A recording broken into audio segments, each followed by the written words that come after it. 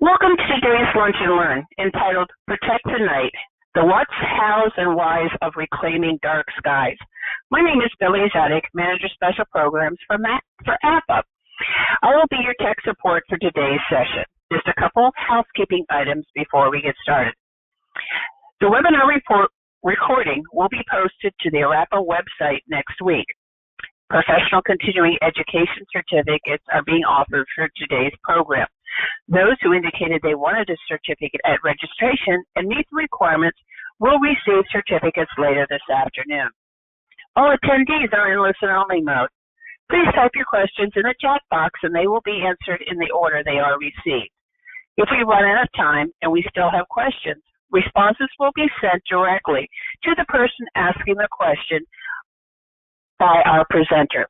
At this time, it's my pleasure to turn this over to Greg Black, who will introduce our dynamic speaker. Greg, take it away. Thank you, Billy. As Billy said, my name is Gregory Black. I'm on the Professional Development Committee for ARAPA. Welcome to today's webinar, Protect the Night, the What's, Hows, and Whys of Reclaiming Dark Skies, presented by Beth Clark. Beth is a certified educational facilities professional and Pro FM working as the Education Program Manager for the Penn State Facilities Engineering Institute in State College, Pennsylvania. Beth currently serves on the Board of Directors for APA's certified program. So Beth, if you're ready, it's all yours.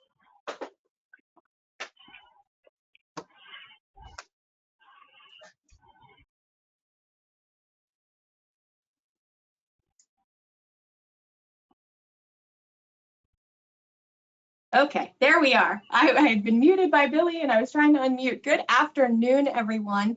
Thank you so much for being here. My name is Beth Clark. As you can see there on the screen, I've got a couple of letters there after my name. In the APA world, I'm a CEFP. In the facilities world, I'm a Pro FM. And in the naturalist world, I am a CIG, or Certified Interpretive Guide. Everybody had a hobby, a COVID hobby in 2020. And for those of you that we aren't friends on Facebook, you don't know that I've been able to parlay my nature nerddom into something pretty cool, which is I became a Pennsylvania Master Naturalist in 2020. And that means that when I'm not working as the Education Program Manager for PSFEI, shout out to the crew that's down the hall in the conference room. I know you all are down there. Thank you for doing that for me, y'all.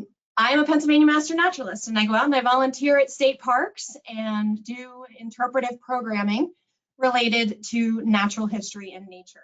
One of the things that I do is lead a natural history book club with our Center County Library. Every quarter, we read a new natural history book and then go out and do a walk and talk. We'll go on a hike and discuss the book and things that are related to it. We try to find a setting that ties into the content of the book.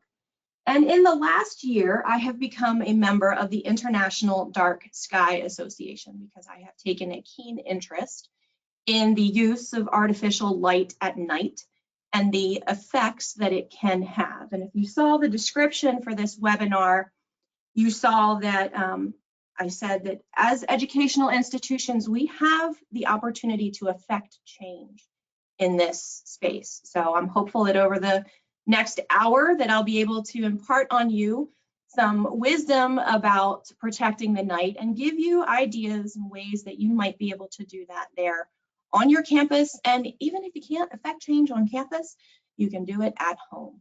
So let's begin our journey. Oh, I do want to say, so I am approaching this content through the lens of a master naturalist. I am not a lighting expert. Those of you that know me know that. I'm learning a lot about lighting, but I am not a lighting expert. This is a presentation coming from the nature side of the issue, but with practical applications and solutions on our campus that relate to lighting. So let's go.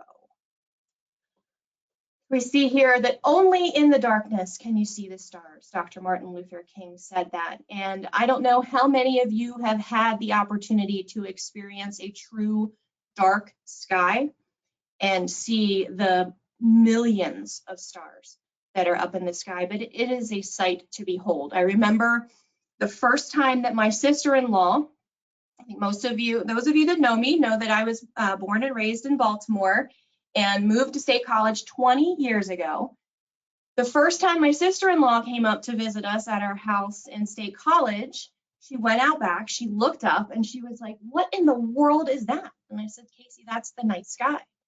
She had never seen, because she was used to Baltimore light pollution, she had never seen the number of stars and the number of constellations that are visible at our house where she lived. Now, conversely, if you leave our house and travel to somewhere like Cherry Springs State Park here in the Commonwealth of Pennsylvania, that is a dark sky park. And it's the sky on steroids, right?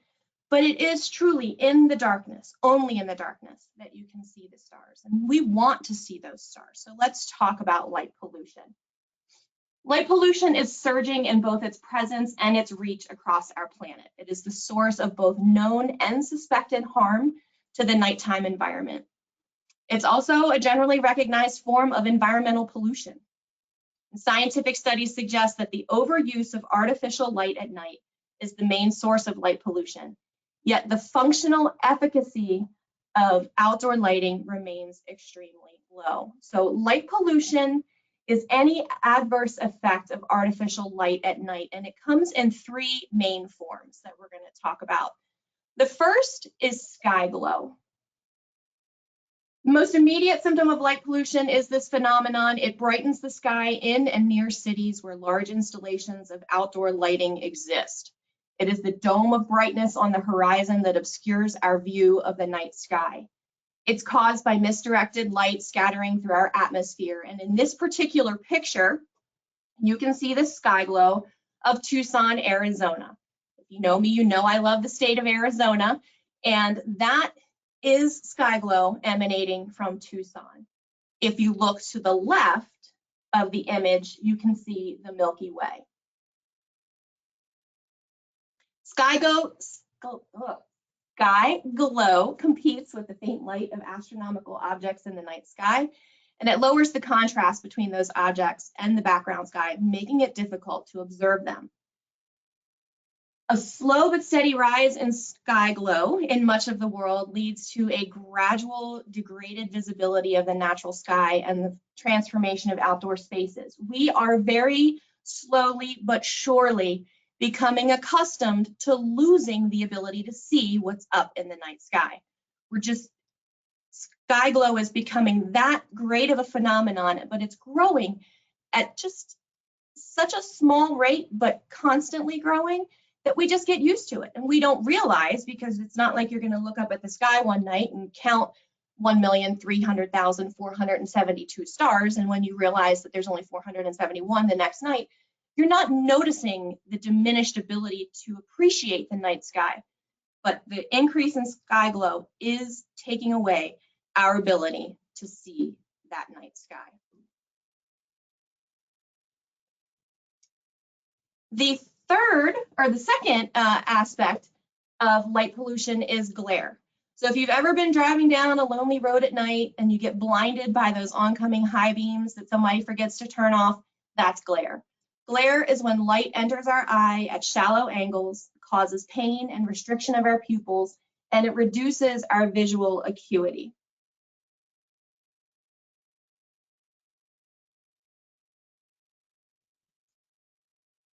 The third component of light pollution is light trespass. And this one is a favorite of mine because we have some of it with our own neighbors. So if you've ever been kept awake by light streaming into your room from a lovely neighbor, that is an example of light trespass. If they have a floodlight that comes on, if a fly flaps its wings a quarter mile down the road, that can be light trespass, particularly if it's not shielded. And you can think of light trespass as a private property rights issue. Light falling outside of a property boundary is light trespass. So let's talk about the consequences of light pollution. It has many, from turtles to humans and everything in between. There are many reasons why we want to protect the night. So let's talk about ecological impacts first. We're going to start with sea turtles. Now, I know that there is a very high incidence of sea turtle hatching here in the Commonwealth of Pennsylvania, given our coastal borders, not at all. But in states along the Atlantic coast, and any coast in particular that has a sea turtle population, hatchling turtles are affected by light pollution. Before the advent of artificial illumination, hatchlings always oriented themselves toward the ocean by the brightest part of their field of vision. Historically, this has been the ocean, reflecting the brightness of the moon and the stars. Now hatchlings get confused and disoriented, and they clamber toward city lights and condo buildings and basketball courts, whatever happens to be along the coastline that isn't the ocean. If you have ever stayed somewhere between May and November along the coast of Florida, I know I've experienced it when I've been down on Marco Island in Florida. There are notifications there are signs in the hotel room to either close your blinds and your curtains, those heavy, heavy drapes, to keep the light that's on in your room from emanating outside, or if you're going to leave your room, to make sure you turn your lights off. And it's pretty astounding to walk the beach in the evening and see just how dark it stays, because people adhere to those warnings. They abide by those warnings in the interest of protecting these teeny tiny little sea turtle hatchlings. Let's talk about birds. If you know me, you know I'm a bird nerd, right? So birds are like moths in that they are attracted to the light. Birds migrate using celestial navigation. When they are confronted by large, brightly lit skylines in an urban area, they can become disoriented. Not only are they attracted to the light pollution of cities, but sky glow can obscure their view of the night sky, which they're using to find their direction. Birds fly toward the light, and if they don't immediately collide with the building, they're reluctant to leave the lit area and return to the dark. And they fly in circles. Sometimes they'll fly until they drop to the ground from exhaustion. This is a danger to birds. Light pollution, millions of birds and insects die every year because of light pollution. Birds will drop into the depths of canyons of city lights in an unfamiliar habitat, following the light, not being able to find any source of food or water, and become susceptible to starvation, dehydration, and predation. There's data that estimates that up to 100 million to perhaps 1 billion birds die from collisions with buildings in North America alone each year. And you see here, I mean, that's a sad picture, but it is the reality. You all know I'm here at Penn State. Love Penn State, but there are times when I drive by particular buildings on this campus that are lit up very late at night, like spaceships, that it bothers me. And I wish I had a way to get to the right people to ask them to please turn the lights off, particularly in the spring and the fall when birds are migrating. This is a picture of the flyways for migratory birds, and these are all of the birds in our general Irapa area that are migrating. It's a lot. Some of your favorite birds might be on this list.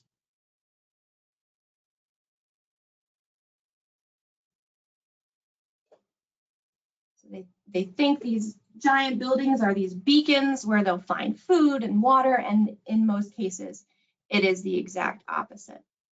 So I was talking to Billy before the webinar started. Billy, David, and Greg were on the line, and I turned on my webcam at one point, and in my office has a balcony, and from the balcony, I have a suet cake feeder hanging, and I happen to have a black-capped chickadee here with me this morning on the suet cake feeder.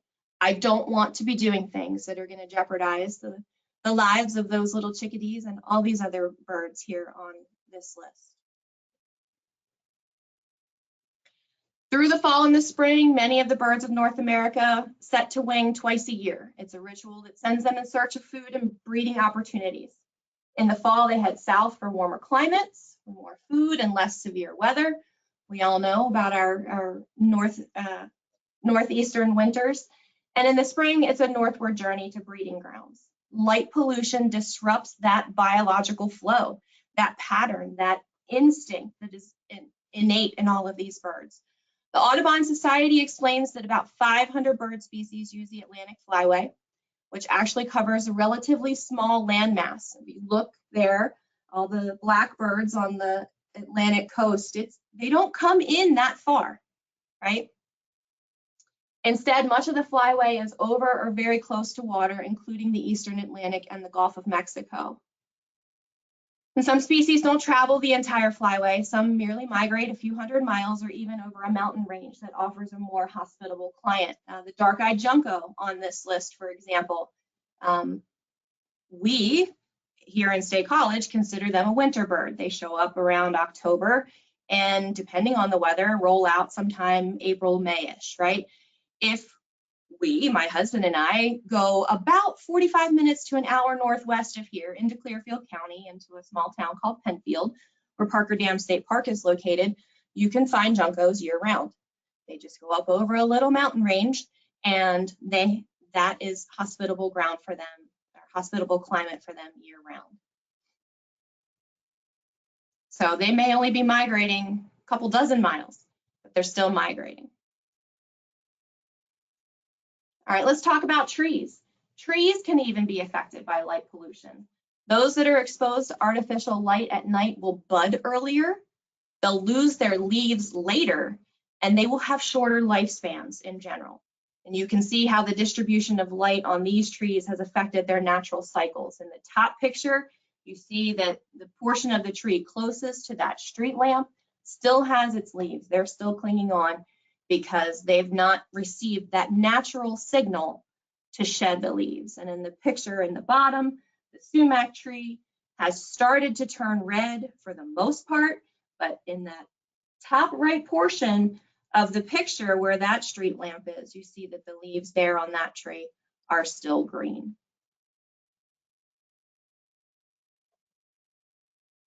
We can also talk about insects for a second. Ecologists have studied the roles that various species play in providing what are now called ecosystem services. These are the benefits that humans receive from the natural environment. And an example of an ecosystem service that is critical to our well-being as humans is the pollination of food crops by insects.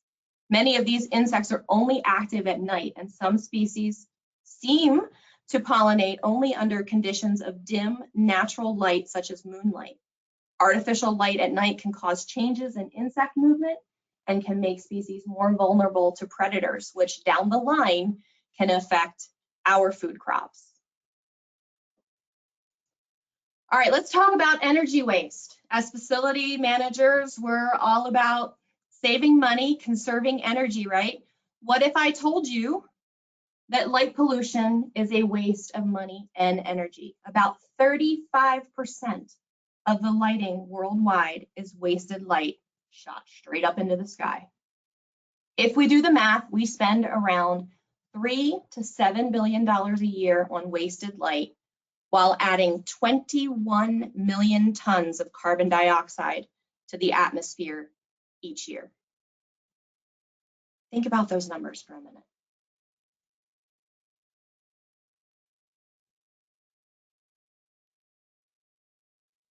Now, what if you went in to your energy manager, or if you're not the director, into your director and said, I've got a way to save some money and save some energy and reduce our carbon dioxide emissions? Probably going to get their attention, right? We'll talk about that here in a minute. But let's talk about human health too. Humans are not untouched by the phenomenon of light pollution. Humanity evolved on this planet with reliable cycles of light and dark. The addition of light into what has always been darkness disrupts our natural circadian rhythm. That's that internal cycle that syncs our biological clock with the day and night cycle. Our circadian rhythm is mediated by the hormone melatonin. Secretion of melatonin is suppressed when we are exposed to light at night, specifically that blue-white light that mimics what we experience under a daytime sun. Our phones, our laptops, our tablets, our televisions. This disrupts our health and is exemplified by the fact that exposure to artificial light at night has been linked to an increased risk for all types of cancer. Now, there are tons of research projects out there that are looking at the negative health outcomes related to human health and light pollution. It's a bit controversial, right? It's really replicating urban environments and using human participants is difficult to achieve in practice, right? In theory, it makes a lot of sense. And there are some tenuous ties and links, right? But researchers really rely on lab studies that are carried out on certain animals like mice and rats. Those are generally understood to be good models of biology and mammals in general. In these studies, artificial light at night exposure seems to have effects on the entire life cycle, from childhood to adolescence to old age. And while we do need that exposure to blue light during the day, it's healthy for our circadian functioning. Exposure to this light at night disrupts that melatonin secretion and our circadian rhythm. This can affect everything from the timing of hormone release in the body to the duration and the quality of our sleep. And that too, sleep is so important to so many things. First thing a good doctor will ask you, no matter what you're coming in to discuss, is how is your sleep? Because it can affect so many aspects of your health. Right now, the American Medical Association has issued recommendations to shield streetlights and use light that is 3,000 Kelvin or lower to continue to protect our health as it relates to light pollution. All right, so let's talk about the heritage of dark skies for a minute. Dark skies have inspired people throughout human history. You know, a nice sunrise or gazing out on a beautiful, here in Pennsylvania, cloudy, overcast, so pleasant day can inspire thought, can inspire creativity. But have you ever sat out at night in the dark and just really enjoyed the sights and the sounds? I do interpretive programming in the spring for Lac-Méchanin State Park here in Center County, Pennsylvania. I do two programs. I do Women in the Wilds in May, and I do PA Wild's Child in June. And I do Nature After Dark programming at both events. What's funny is that I deliver that content during the day. And invariably, more often in the children's sessions than in the adult sessions, someone will say, well, how are we going to do Nature After Dark if it's sunny outside? And for me, it's all about getting them prepared to enjoy Nature After Dark. And so we do talk about protecting the night sky, making sure that their house, whether, you know, in the case of the children's programming, their parents are with them, so I kind of get to share some information with the parents at the same time, but making sure that they don't have their backyard lit up like a spaceship or lit up like a Christmas tree, and preparing them to go outside and enjoy nature. We talk about how light affects your eyes and how exposure to white light, you reset your night vision. It will take 30 to 45 minutes to achieve your night vision once you've been exposed to light. So we talk about getting acclimated to the dark, sitting outside just as it's twilight and enjoying the sky darkening, and then continuing to enjoy the night sky. And then finding that inspiration, whether it is sitting there in silence, listening to the owls, listening to the frogs, listening to the crickets, whether it's staring at the night sky, whether it is actively observing the night sky with a telescope, just finding that inspiration that has occurred throughout human history.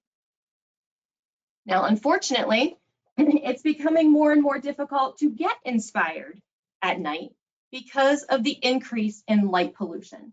Light pollution, as you see there, is increasing at a rate of 2% per year. And you see just over the decades that are reflected here in this animation, just how insane the increase in light pollution has been in what is at this point, that's projection for 2025. So exhibited here about 50 years of change. It's really depressing, actually. So we'll take an example. I used Pittsburgh, so I did this presentation for my home chapter, Kappa, last fall, and used Pittsburgh as an example. You can see the change over a 6-year period from 3 years from 16 to 19, and then again 3 years from 19 to 22. On first pass, like if you just glance at it, you're like, okay, you know, not too much. But if you really start to study it, then you see the changes. If you look in the upper left of the 2016 up near Franklin Park, there's a hole there, right? But if you look at that hole, that sort of blue gap in the map, if you look at 2019, it's smaller. And if you look at 22, yeah, it's smaller still, right? If you look at the intensity right around Pittsburgh, they're dead center in the picture, you can see an increase in intensity. You can see an increase in intensity absolutely in the upper left, up to the left of Economy, Pennsylvania. Really, really disturbing, right? Pittsburgh saw this, and we'll see here in a few slides that Pittsburgh's trying to do something about that, which is exciting. So if you've ever wondered how dark your skies are, there, of course, is an app for that. And you can participate then in what we like to call citizen or community science. Globe at Night is a free web app that asks you to identify which image looks most like what your sky looks like at night. And you can also get the Dark Sky Meter app that uses your camera's phone to document the quality of the night sky. Now, I will warn you that there is a charge for this app. I believe it's 99 cents. It is the first time I have ever spent money to purchase an app, and it's probably the best money that I've ever spent. I love being able to go out and check and see what the night sky is like in my backyard. Now, you can send that data to a global database of measurements that helps folks in the international dark sky to better understand how light pollution is proliferating across the world. And if work ever slows down, which it probably won't, but that's okay, I do have a new Master Naturalist project that I've been working on for a while now, which is collaborating again with the local library system to acquire some dark sky meters. You see the gentleman in this picture from a local Starfest using a dark sky meter to take measurements. My plan, if it all comes to fruition, is to acquire maybe 5, maybe 10 of those meters and keep them at the library. If you didn't know, your local library has way more than just books. And this could be something that families could check out at the library and go home and take measurements and observe migratory birds at night and make a whole thing of it, right? But then contribute the data that they collect into this global database and contribute to citizen science. So that's where I'm headed with that project. I just need a little bit of time to write up the proposal, and there's a grant out there that IDA does to help libraries acquire this equipment. So that hopefully, again, if we're friends on Facebook, you'll probably see me talking about it at some point, because it's going to happen here sooner or later, and I'm really excited about it. This is a picture of Los Angeles, beautiful La La Land. This story that I'm about to tell you illustrates how disconnected we have become from our nighttime sky. In 1994, an earthquake hit Los Angeles. It was about 4:30 in the morning, and the quake knocked out all of the power in the city. When residents went outside to look around and assess damage and such, they were confronted with something that they had never seen before, a dark sky. Now, the Griffith Observatory out there reported many, many very fearful phone calls asking, what is that strange silvery cloud in the night sky? And it was, of course, our home galaxy, the Milky Way.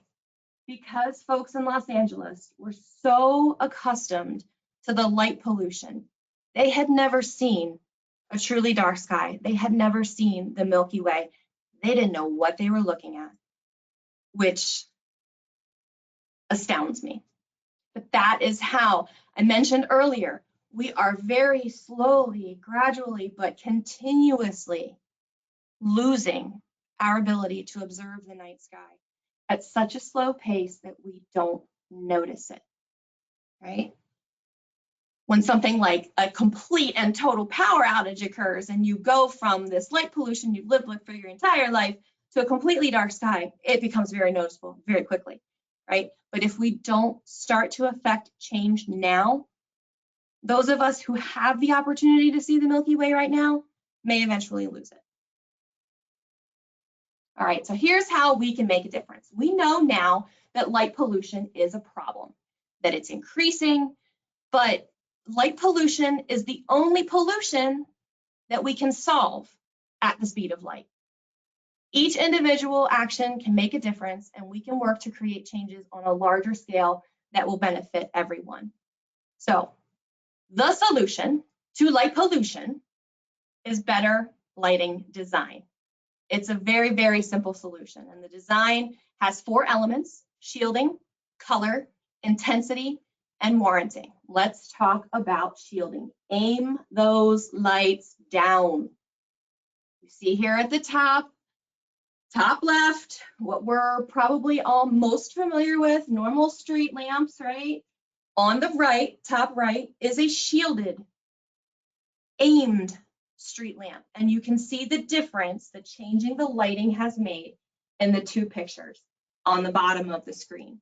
You see massive glare in that bottom left picture.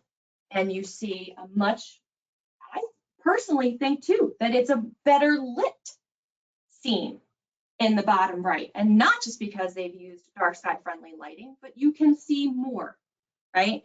Aiming lights down at the task at hand dramatically reduces glare, increases visibility, and better illuminates the intended area.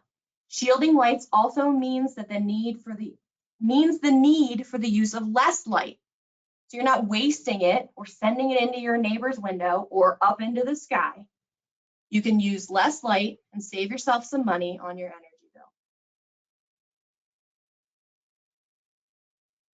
So the color of light is very important. Light color is measured in Kelvin, and dark sky best practices recommend only going as high as 3000 Kelvin to minimize the amount of blue in the light. And this is what's healthier for the human and the environmental health.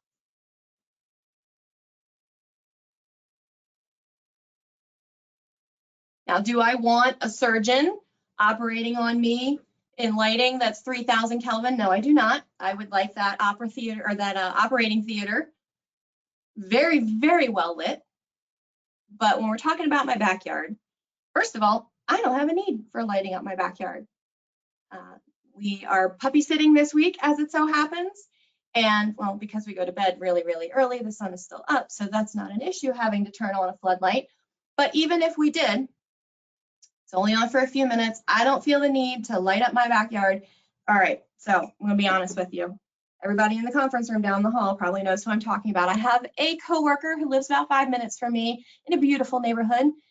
His house, perfectly lit, no issues, but there he has a neighbor who feels the need to light every single tree, to uplight the entire house.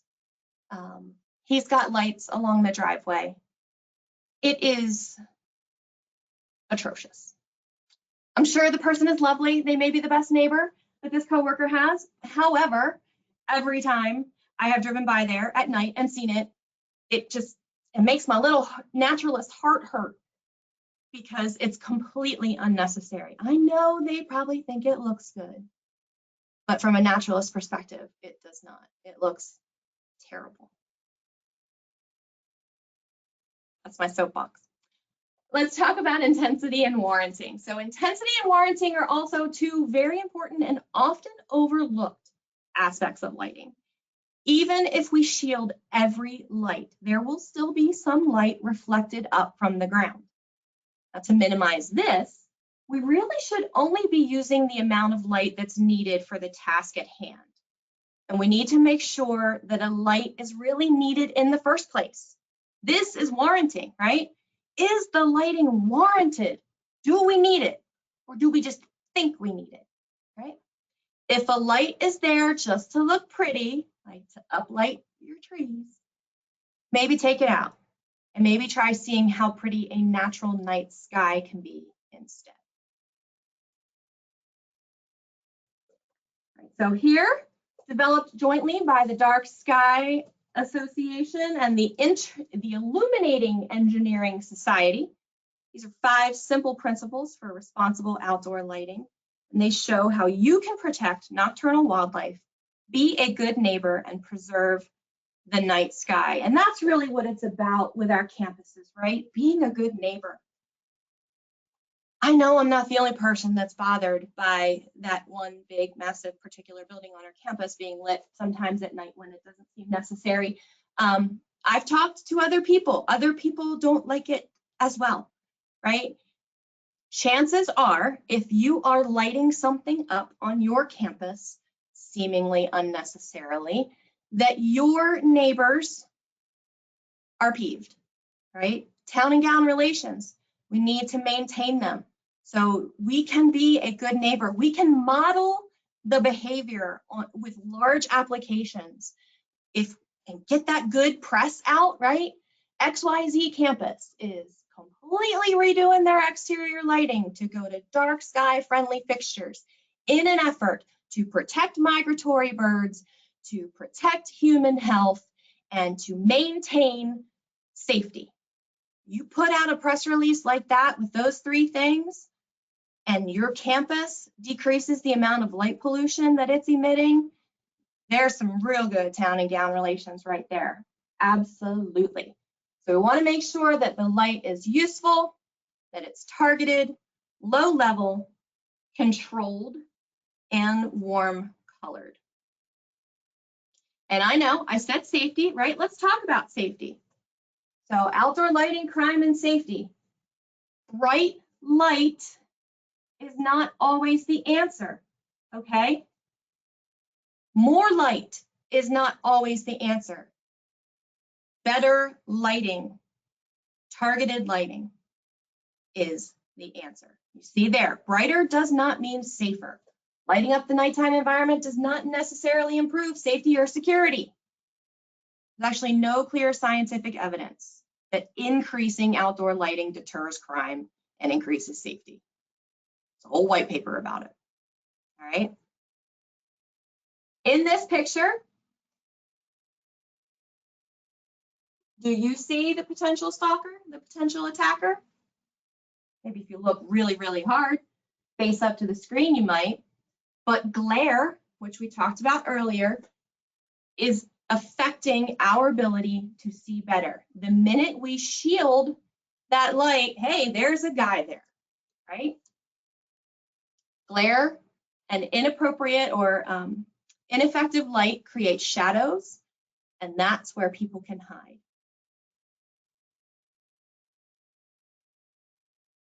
More lighting is safer? No, it's not. The reality is that well-designed lighting is safer.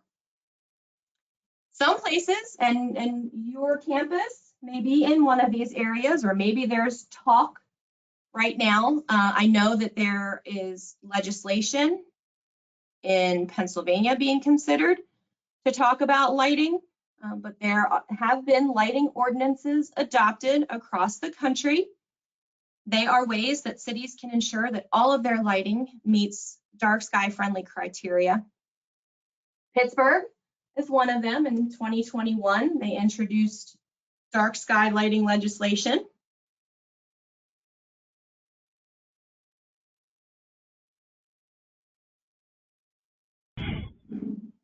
And there I have the supporting articles. I can link to them if anybody is interested in reading more about them. But Pittsburgh is becoming the first city there to adopt dark sky compliance. All right, so hopefully by this point I have sold you on the idea of decreasing light pollution, saving money, saving energy, decreasing carbon dioxide emissions, protecting migratory birds, protecting the human health of yourself and everyone on your campus. And maybe even if not on campus, maybe you're ready to apply this at home. So where do you find appropriate lighting? If you are looking for dark sky friendly lighting, I invite you to check out the International Dark Sky Association's Fixture Seal of Approval program. There is an online searchable database where you can find dark sky friendly lighting of all types. And you can look for the seal when you are buying lighting at your local hardware store. So if you head to the big box stores or your local mom and pop Ace shop, you can look for that IDA dark sky approved label on those fixtures.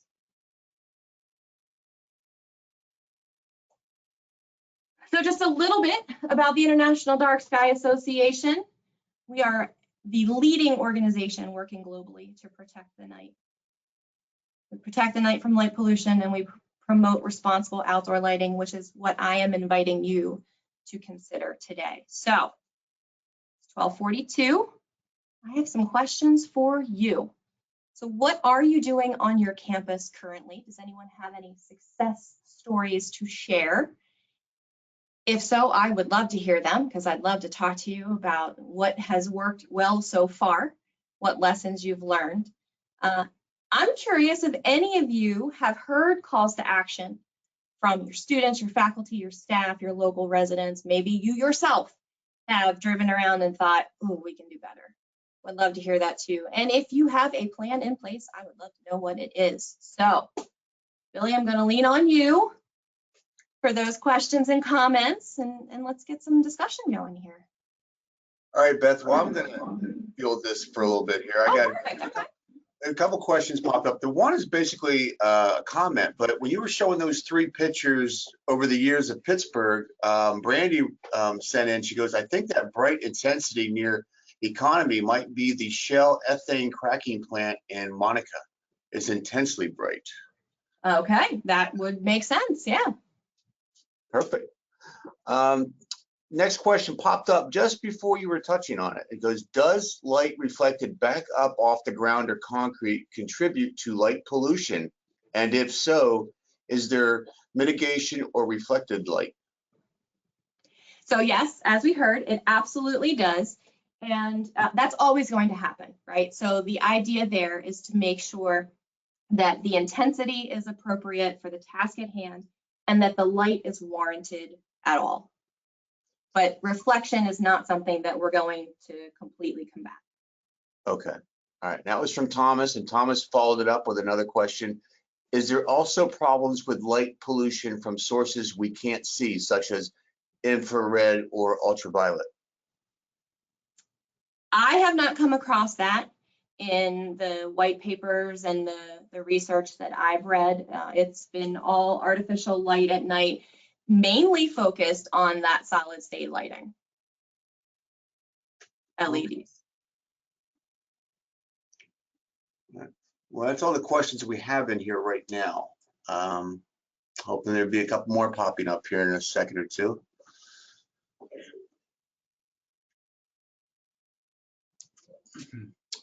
All right, so Robert wrote in, I like the concept and the benefits, so I will start surveying our outdoor lighting based on the 5 lighting principles. Excellent, I love hearing that. That's awesome. I'm actually doing a site visit tomorrow to the Capitol Complex here in Pennsylvania. We are going to be doing a class in December, a combination green roofs exterior lighting class. So we're headed down tomorrow primarily to look at the green roofs, but I want to take a look at the lighting fixtures. And then when I go back down in September, we're going to teach a class, I'm going to go back to the Capitol Complex at night and take some pictures and and see how the lighting looks at night, and then see what we can change. And I'm certainly following that legislation here in Pennsylvania, because that's going to have an impact for sure. Well, our buddy Andy Fike just wrote in, do you want us to respond to your questions? And I'm pretty sure you do want to hear some feedback. I sure do, Andy. What do you got? Probably a lot to type, right? I know you're all in listen-only mode. That's the only downside to this, is that we can't have an active discussion. Yeah, because you would have to type it in. Andy, you would have to put it in like in the questionnaire. You would just have to start typing some comments, or you can reach out to Beth directly. But yeah. So voice to text, Andy. Text me and I'll read it on the air. So Martha writes in, any recommendations or conversations regarding safety security that always come up whenever I try to reduce light time illumination? Yeah, that is a tough one, because like I said, there's no research out there that supports it one way or the other, right? And unfortunately, our gut reaction is always to say, well, more is better, right? Well, not always. That's what we tend to do, but that is not necessarily the solution. So making sure that the light is shielded down, any reduction in glare is going to increase the safe feel of a space. So whether or not you're able to reduce the amount of light just by shielding street lamps and things like that, it will feel safer, because you'll be able to see better. Very good. All right. Andy got it back to us with some stuff here. It says, we are working on this. Challenges. 1, conversion to 3000K from 5000K will make the campus lighting look mixed, spotty, as for many years of conversion aesthetic challenge. Yeah. Yeah, it absolutely will. But I would venture to say that if you pair that with a very well-crafted publicity message, that this is why you're doing it, that directed, shielded, glare reduction, all of that, put all of that in there and just say, this is what we're after. We are maintaining the safety of our campus. We know that the look and feel is going to change, but here are the myriad benefits to the reduction in light pollution. And, you know, money talks, right? So make sure you throw in those figures, how much you could potentially save and offset carbon dioxide emissions as well. Number 2 from Andy is, a University of Delaware researcher said 2700K is best for insects. Where did this thing just jump? My screen just jumped all over the place. It's best for insects, but not readily available below 3000K. Correct. Okay. Yeah. So I mean, what's ideal for insects and what is economically feasible, what is feasible to obtain easily, probably going to be very different. So yeah, do we want to ideally 2700, but if you can't get it, 3000 is okay. Yeah. And then his third point, which I could deal with here too, and I'm sure most universities can, is ongoing demand to light more athletic fields at night. Why? I mean, it's crazy. Oh my gosh. I mean, Yeah. Let's talk about the elephant in the room. We know I'm talking about Beaver Stadium, right? It's a beautiful stadium. You can sit with 107,000 of your closest friends on any given Saturday in the fall if you come up to one of our games. But I do not understand why it needs to be lit up like something out of Roswell in the middle of March when birds are migrating at night. Now I've heard, well, we had a recruit come in. Okay, that's great. Yeah. You want to show them what it looks like lit up at night. Let them see it, then turn the lights off. And that goes for everything, everywhere. We're not unique here at Penn State. Everybody has these challenges, as we're hearing, but that would be my pushback. Why? Why do we need to do this? Help me understand the benefit of leaving these lights on when we know all of these negative impacts for having those lights on. And we got a nice comment from Wayne. Wayne is an ex-Navy guy. He said, clear, moonless night out in the middle of the ocean I've never seen anything to compare since. Absolutely, Wayne. And I think I know what Wayne that is. Hi, Wayne. Yeah, it is. Yeah, I love nothing more than to go out on my back deck in the evening and just sit there as it continues to get dark. We've got a pond out back. We'll get frogs will be croaking and chirping, and we have screech owls, we have eastern whippoorwills, and just to listen to all of that, and then to see the stars come into focus as the sky gets darker. It's incredible. Unfortunately for me, our back deck faces away from the sky glow of State College. Yeah, it was Wayne McAfee. Yep. And that's all we have right now. Wait a minute, one more from Andy just popped in. I have to drop for another meeting. Has been great, Beth. Thank you. Absolutely, Andy. Good to see you, quote unquote. And I know I probably have lots of IRAPA friends in here. I miss all of you. I'm sorry that I haven't had a chance to see most of you yet, but I'm really glad that folks were interested in this information today. It's a passion project of mine. You know, the folks here at PSFEI have to put up with my nature nerdiness a couple times a year. I'll send out an email. Here's fun stuff to do out in nature. They don't know it yet, but the blueberry email's coming out here soon. But I'm really excited that I've been able to take this sort of side passion, this naturalist work, and find an application for it here in the facilities space, because it is a way that we can affect the natural world in the work that we do. All right. Well, looks like that's all we have here. So Beth, thank you. And thank you for joining us today. And thank you to our presenter, Beth Clark. My name is Gregory Black. I am on the Professional Development Committee for IRAPA. On behalf of everybody at IRAPA and Beth, have a great day. Thanks, everybody.